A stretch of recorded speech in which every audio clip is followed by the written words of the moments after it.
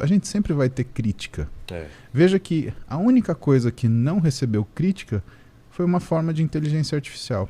Então, a minha certeza, na verdade, é que você sendo um ser humano, você sempre será passível de críticas.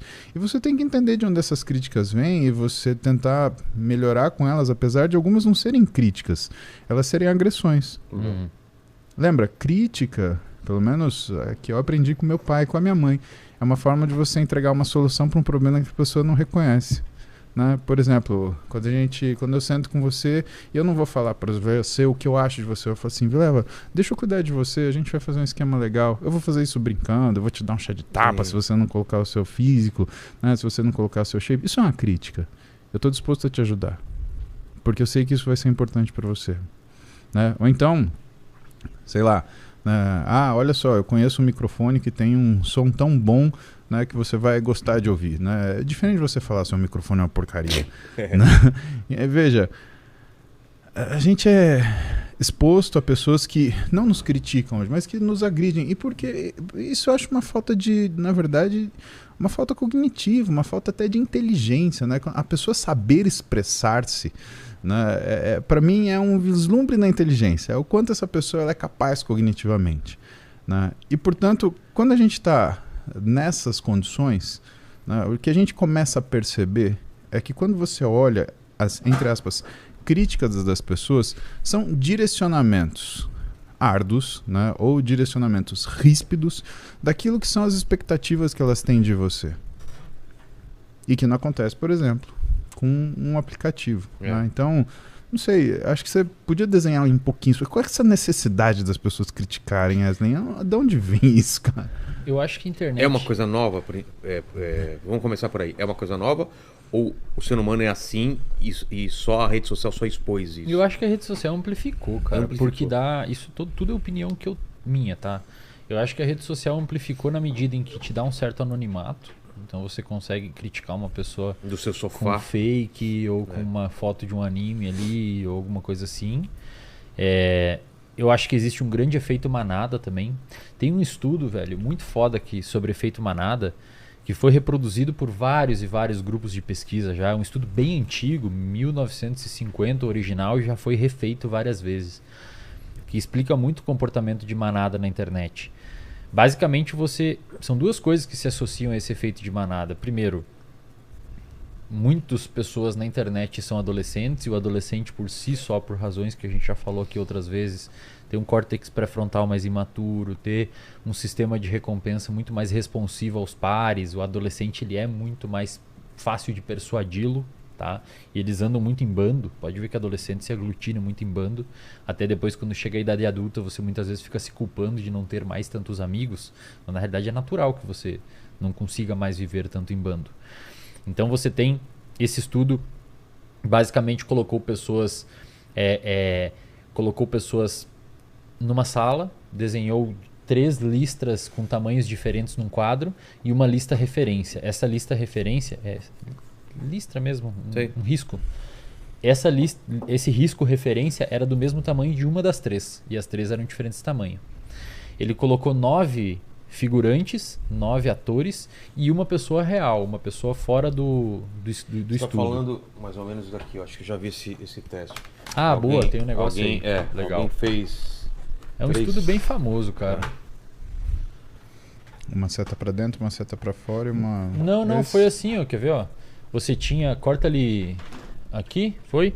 Você tinha um risco desse tamanho, aí você tinha um assim, você tinha um assim e você tinha o outro que é do mesmo tamanho desse, né? Então esse e esse são do mesmo tamanho. Tá. E aí você pede para 9 atores do estudo falar que alguns falam, era mais pessoas, né? Mas o estudo original usou menos. Para 9 atores do estudo falar que esse aqui é igual a esse. Propositalmente indicar o errado. Uma X porcentagem de pessoas, mais da metade, concordaram com o bando. Mesmo depois falando que não, realmente o outro era o certo, só que eu tava com medo de falar porque as outras pessoas falaram que era aquele outro e eu achei que eu tava errado. Caramba, então você entra numa concordância. Que é isso? Por conta... medo do pertencimento, cara. Você Pertencimento. se sente parte de um grupo. E na medida que você vê uma pessoa tomando muita crítica, muito hate ou alguma coisa assim, às vezes você nem tem nada contra a pessoa, mas o fato de você estar anônimo e o fato de outras pessoas estarem fazendo aquilo, levam você a criticar aquela pessoa também, porque você faz parte. Muitas vezes as pessoas curtem seu comentário e você recebe reforço por aquele comportamento e você volta a executar aquele comportamento de novo. Eu vi uma vez o Cariani, cara, ele falou uma coisa muito foda uma vez num Ironcast. Ele falou assim, eu aprendi a lidar, e o Cariani é um cara muito exposto na internet, né? Bastante, muito. Assim, é uma visibilidade bem grande. Ele falou um negócio assim muito foda e eu levei aquilo e nunca mais esqueço, cara. Ele falou assim, ó, o cara que me critica, eu aprendi a lidar com o cara que me critica nas definições que não são a sua, na definição de ofensa, sem ser querer ajudar e sem ser querer resolver um problema. Ele falou, o cara que me critica, eu simplesmente raciocínio que aquele cara não entendeu o meu trabalho.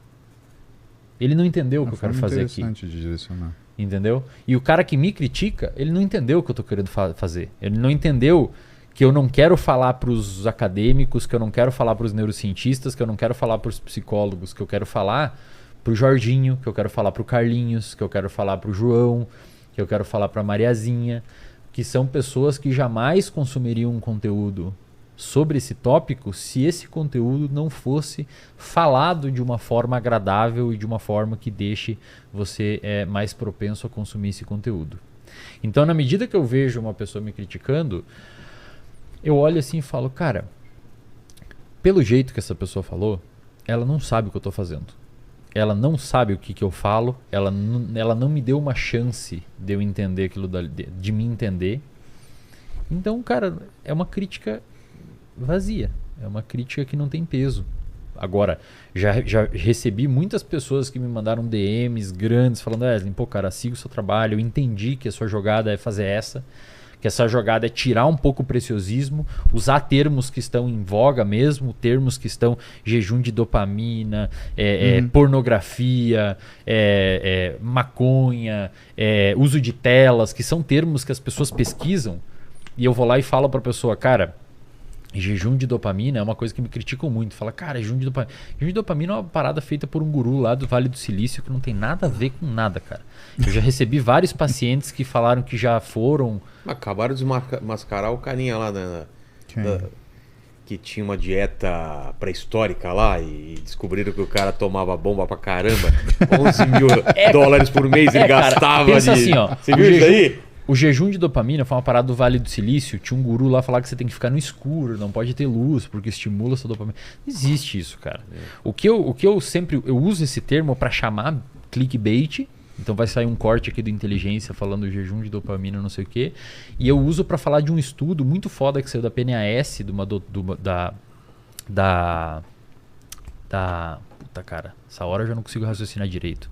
Uma pesquisadora que publicou um paper na PNAS, que é uma das melhores revistas dos Estados Unidos, onde ela explica que quando você usa muita anfetamina, drogas ilícitas, e ela tem alguns outros estudos que não é esse, com álcool e com tabaco, você tende a ter um down regulation de receptores dopaminérgicos que interagem com o seu córtex orbitofrontal, que é uma parte do seu córtex frontal, reduzindo a sua inibição de comportamento. Então você não consegue... É o mecanismo mais aceito hoje proposto para um comportamento aditivo, para você, e tolerância. Então você reduz o número de receptores, o que faz você ter mais craving e busca pela substância, e você reduz a sua atividade do córtex pré-frontal. Ninguém sabe se é causal ou não, mas provavelmente as duas áreas se regulam, fazendo você ter mais impulsividade para buscar aquela substância.